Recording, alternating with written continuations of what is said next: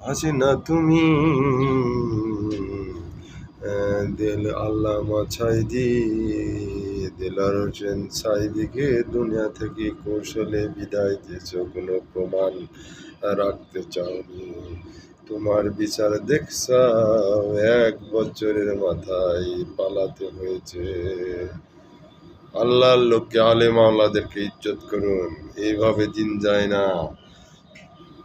হাসিনা তোমার ঠাঁই বাংলার মাটিতে হবে না, মৃত্যু হলেও তোমার ভারতেই দাফন হবা তুমি, বাংলায় তোমার স্থান নাই। তুমি বহুত জ্বালাইছো আলেম আওলাদের, তোমার বিচার শুরু হয়ে গেছে দেখছাও।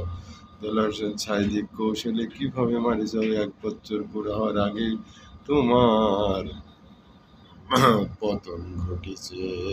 আল্লাহ স্মরণ করো, আল্লাহ স্মরণ করো।